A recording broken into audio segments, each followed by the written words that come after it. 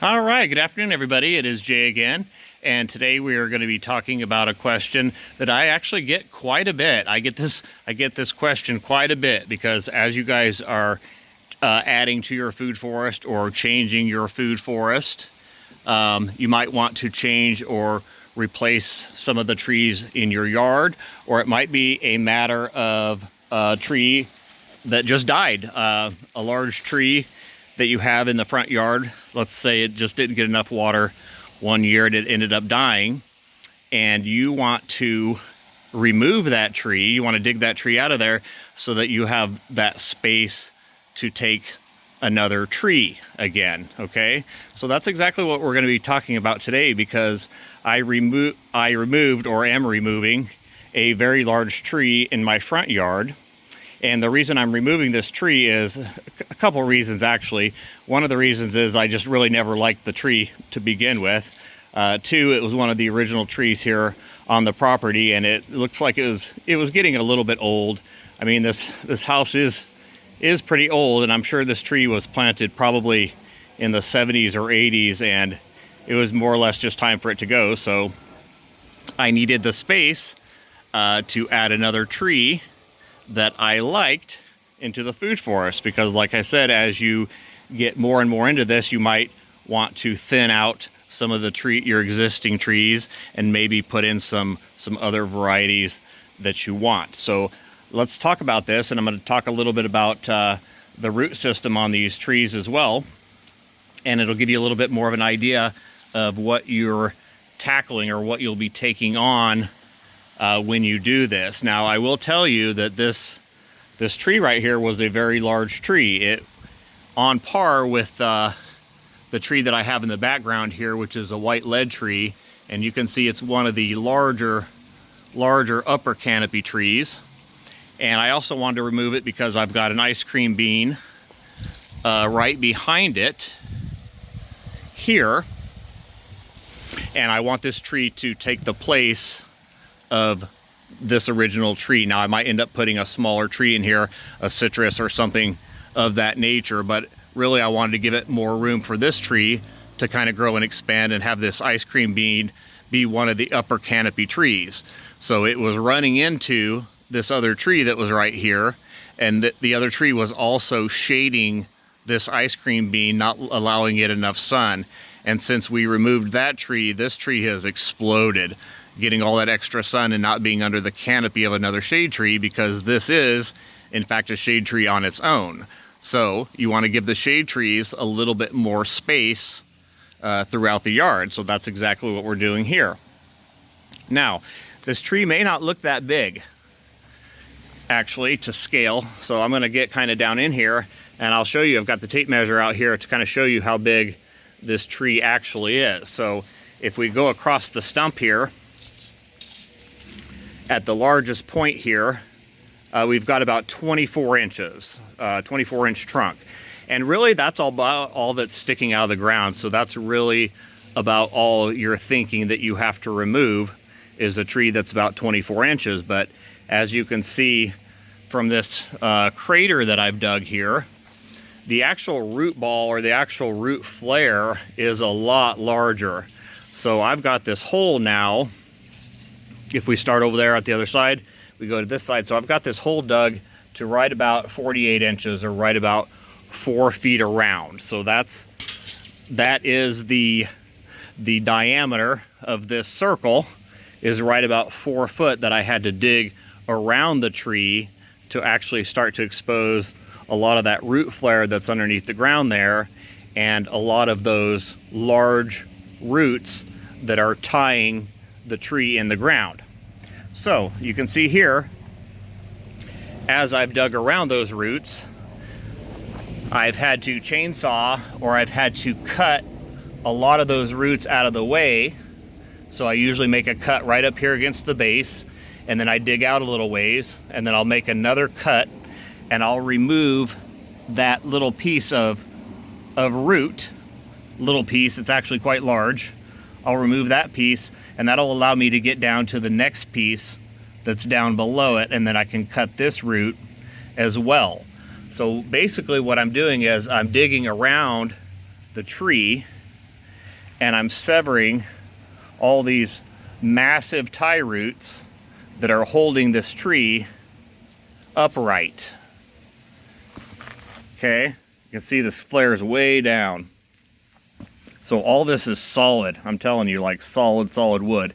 And now I'm starting to get down here below those cut roots. So now that those are out of the way, I can dig a little bit further. Most of the roots here in Arizona, most of the roots on these trees, they don't go very deep. A lot of people seem to think that these roots, you know, go 6 feet down, 8 feet down, 12 feet down. But in reality, most of the roots, as you can see here, most of the larger roots are under this top 2 feet of soil, so that they can get some air and some oxygen as well. Big one there, big one here, all the way around the tree. And there's hardly anything actually underneath the tree. So to help you get a lot of that dirt out in between the roots, what I usually end up doing is I end up digging a pocket that's really, really deep, as far down as I can get next to the tree. And then I use the water hose, and I use the pressure from the water, and I'll spray all that dirt and mud out in between the roots, and that'll all end up, all that mud will end up down in this main trough, or this main hole that I've dug. As you can kind of see, it's wet down in there from me doing that, and then all I have to do is dig the mud back out of this hole again. That way it makes it a lot easier for me to excavate and get a lot of the roots and most of this tree and this root ball out of this space, so that I can use this space again. Now, let me see. You can see I've got a large pile of soil here, which will be my backfill once I end up getting this tree out of the ground. Now, if you could look underneath here, I'm not sure if I can get, how far I can get underneath here, but if you could look underneath here, you can see that there are no roots, it's just dirt. And if I can get underneath this tree enough by using the shovel and by using the pressure of the hose, I can blast out a lot of that soil and that mud from underneath the tree, or underneath this root ball. Now, there's probably not going to be a taproot when I get down there. More than likely, there's not going to be. Or another case is there's going to be a taproot, but the taproot is already eaten and compromised by a boring bug, because you can see in the center of this tree, you can see that the heart has been hollowed out by a boring type insect, which happened a long time ago. This tree has been existing with that for a long time. So more than likely, if there's a taproot, it has been compromised underneath the tree. Or the third case is, if there is a taproot of any kind, I can just take the chainsaw and make that last cut underneath that tree, and then that'll sever this root ball. And then all we have to do is I just kind of roll it to the side, and then I'll pile a lot of this dirt back into the hole, right? And then I'll rock the tree up, I'll put in some more soil, I'll rock the tree down, I'll put some more soil on this side, I'll rock the tree up, put some more soil, and I'll do that back and forth. And so by doing that, I can do this by myself. I mean, I'm a small person, actually, guys. I weigh 135. I'm a small guy. I'm not that big, so I have to use leverage and other forces in which to pull this out of here. And I don't really have the option of, you know, hooking this up to the back of a truck or a crane, you know, and yanking this out of the ground with chains. So I have to do this a different way, and it does take me a little bit of time to do it this way. I just come out here and I work on it a little bit each day until I'll end up getting this out of here. And then once I get it at surface level, because I'm filling it back in with all the dirt, then I can just simply roll it out the gate once I've got it completely removed. So it is possible, guys, to remove even very large trees. Like I said, we dig these things out. I don't grind the trunks or bury the root ball and then you know, hope it rots down in there, because something like this, guys, I'm telling you, that is solid. That is solid wood right there. That's going to be there for a very, very, very, very long time before that rots.